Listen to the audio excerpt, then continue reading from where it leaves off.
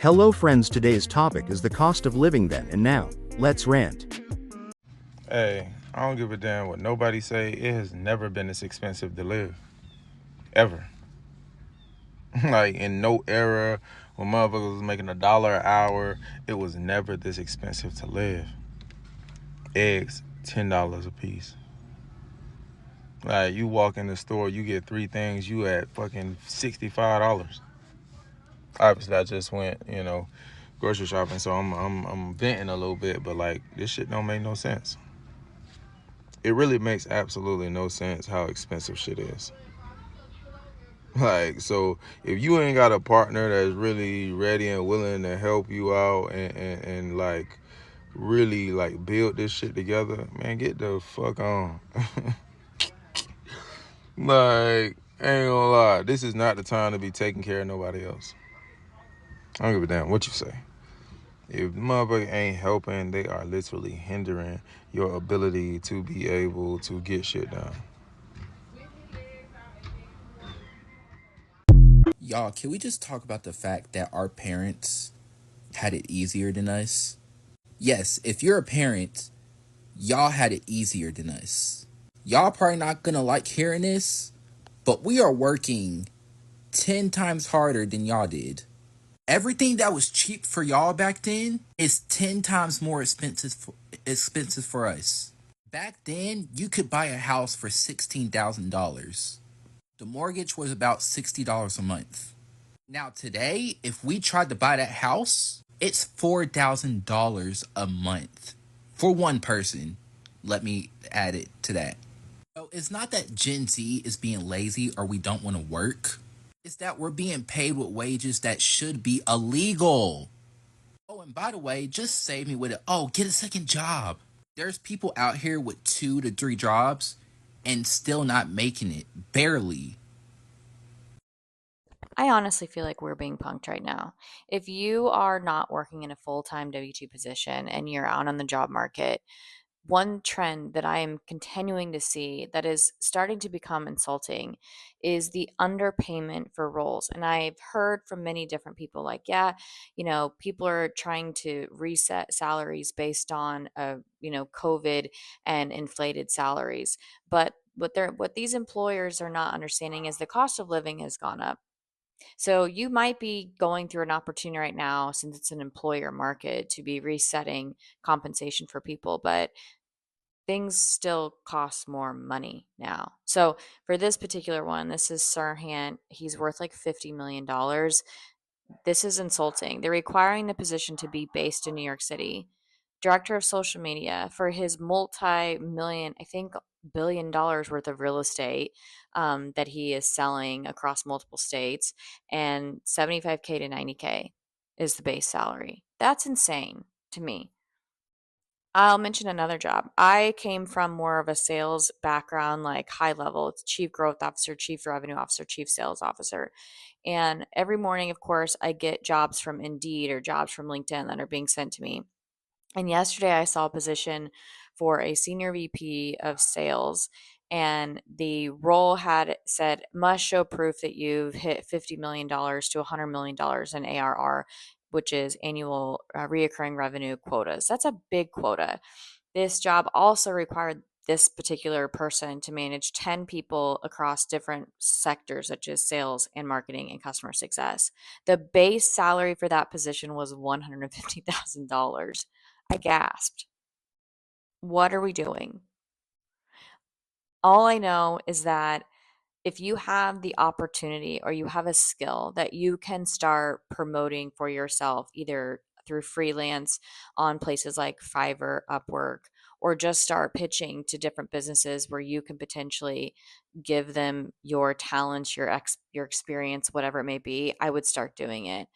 The job market is just not, I don't even know like what we're doing right now, honestly, because it takes time to apply for every single job, especially if it's not like an easy, through LinkedIn and they require you to fill it all out plus do a cover letter, etc.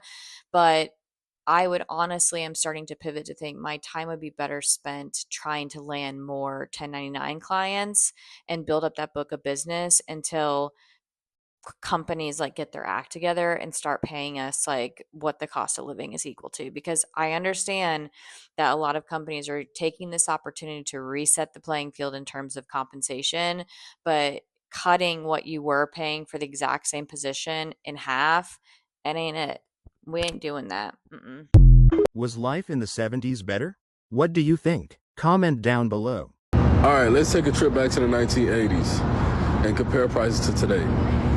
First, gas. Back then, it was $1.20 a gallon. Today, it's over $3.50, and sometimes way more depending on where you live. But here's the kicker. Minimum wage in the 80s was $3.10, and now it's $7.25. Sure, it's higher, but does it really stretch as far? Now, let's talk food. A dozen eggs was 90 cents in the 80s. Today, it's $4, maybe even $6, depending on where you shop.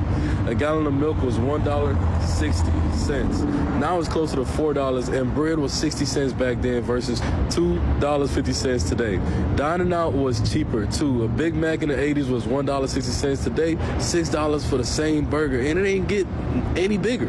Let's look at housing. The average home price in the 1980s was $80,000. Today, it's over $400,000. That's nearly 5 times more. Rent is no better. It's like the American dream just had a major price hike. Even travel was way more affordable. A round trip flight averaged $200 back then. Today, the same trip will cost you $400 or more, way more. Education is another story.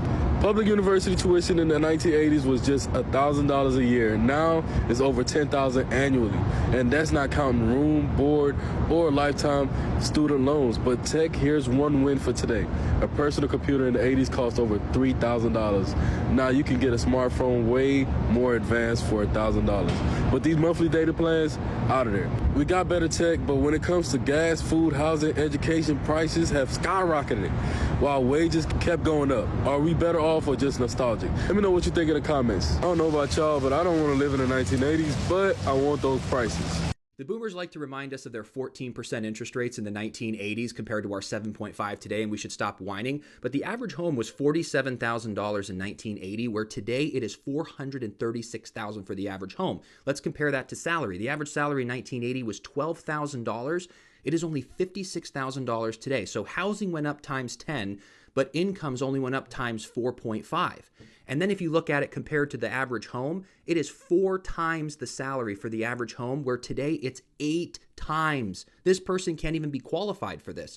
But if the 1980s person didn't want to deal with the 14%, they had an option called renting. They could actually rent an apartment for $243, which was only 24% of their income. Today, the average rent is $2,000, which is 42% of the average American's income. So if the average American can't afford the average house, they are almost being forced to rent. And if they're forced to rent, they're forced to spend 40% of their income on housing. That is what's putting pressure on Americans today. Hey guys, so this is a house in Canada, and I just want you to take a guess on how much you think this house actually costs. Just guess. Because something is happening in Canada right now where I don't think you would guess it right. But yeah, it's $3 million almost. It's around $2.5 million for that house right there. Yeah, this is in Vancouver, Canada. I'm not exactly sure why it's 2.5 million. But I'd really hate to see how much a $5 million house would be. Like, what about that other one over here? Or maybe even over there? But like, in what world? I guess in 2024, this type of house is actually worth 2.5 million. Who would have thunk?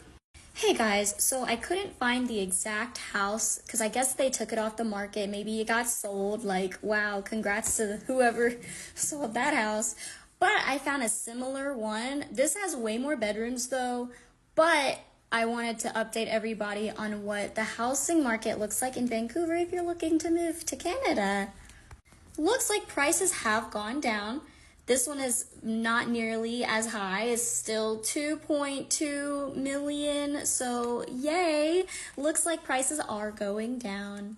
But for real though, so like the housing market, I don't know what it was about last year, but for Canada, some reason it was crazy. But now these are more reasonable prices, I suppose. Still high millions, but at least they look way better than the other house that we looked at last year. And that was like one of like a lot Like, yeah, this one is still not the cutest, but I mean, there's more bedrooms, whatever that's about. But yeah, I mean, these are prettier houses, more bedrooms. I'm guessing the housing market it's going down, so that's always a good thing.